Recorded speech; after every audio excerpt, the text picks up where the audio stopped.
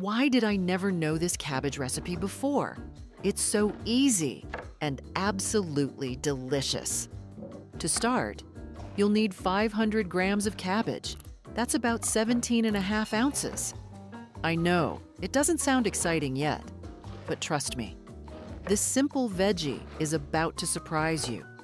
Just grab a nice sharp knife, your favorite cutting board, and let's get slicing. I promise, by the end, you'll want to make this every week. Now chop that cabbage really finely. I like to take my time here. It's a bit like therapy, and the thinner it is, the better the texture. When you've done, just tip it straight into a large saucepan. Don't worry if it looks like lots, it'll shrink as it cooks, like spinach. Now that your cabbage is in the pan, add just enough water to bring the level up to the level of the cabbage. No more than that, just enough to keep it content. And cover the pan and let it simmer on the heat. This lets the cabbage become tender without actually doing much of anything, and to develop that sweet, mild flavor. And if you enjoy this recipe, don't forget to hit super thanks. It actually benefits the channel, and it makes my day. While the cabbage is cooking, grab 2 onions. Peel and finely chop them. Yes, it might bring a tear or two, but it's worth it. Onions add such a rich flavor to this dish. And hey, if you're new here, don't forget to subscribe and tap the bell so you won't miss any cozy recipes like this one.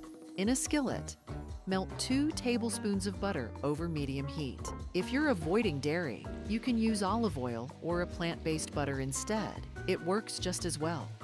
Once it's warm and bubbly, add the chopped onions.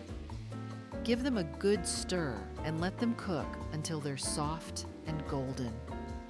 Sprinkle in a pinch of salt to bring out their natural sweetness. Your kitchen's about to smell amazing. Now let's check on the cabbage. Cover it up again and let it cook for about 5 more minutes. That's all it needs to become tender and ready to mix. It's the kind of moment where I usually clean up a little or sneak a bite of something sweet, let's be honest. Time for garlic, grab 4 cloves, peel and finely chop them, or use a garlic press if that's easier.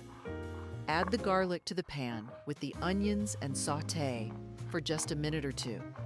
We want it fragrant, not browned. This step brings in that cozy, mouth-watering aroma everyone loves. Before we go on, if you're enjoying this so far, give it a like. It really helps, and I'd love to know, where are you watching from? Drop your country or city in the comments. I read every single one. Now, back to our recipe. The cabbage is perfectly tender, and the onions with garlic are golden and fragrant.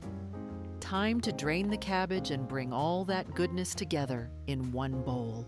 And while we're at it, did you know cabbage is packed with vitamin C and fiber? It's great for digestion and keeps your immune system happy. Plus, it's low-calorie and super budget-friendly. No wonder our grandmas loved cooking with it. Throw those garlic and onions in along with the cabbage. Be sure to get all of that yummy butter in too. It's liquid gold. Mix it all together until it's fully incorporated. This always brings back memories of home. It smells like Sundays spent at my mother's. Now that the vegetables are all minced and aromatic, now we get to assemble it. Crack in 3 eggs. That's the secret to our pancakes holding together so nicely. Add some salt, some freshly ground black pepper, and some Italian seasoning. Not too much, just enough to give that homey, comforting taste. Mix it all until the eggs coat the cabbage nicely. It's not going to look great yet, but hold on. Now, if you're not using eggs, no worries. I've got you covered. You can swap each egg with 1 tablespoon of ground flaxseed mixed with 3 tablespoons of water. Let it sit for a few minutes, and it turns into a gel that works just like egg. Or use chia seeds the same way. If you're in a hurry, even plain mashed potatoes or unsweetened applesauce can help bind the mixture. I tried it once when we ran out of eggs, and honestly, my husband didn't even notice. He just said, "These are amazing. What's the secret?" I smiled and said, "No eggs today." So yes, there's always a way to adapt. Next, add 4 tablespoons of flour. This helps firm up the mix so your pancakes don't fall apart in the pan. You can use regular flour or swap it for gluten-free if needed. Stir everything really well. You want it evenly combined and a little sticky. Once it looks thick and holds together, it's time to heat the pan. Things are about to get delicious. Heat a little olive oil in a pan, just enough to coat the bottom. Now scoop out the mixture and gently shape small pancakes right in the pan. Don't worry if they're not perfect. Rustic is charming. Cook them on low heat until they're golden and crispy on the outside.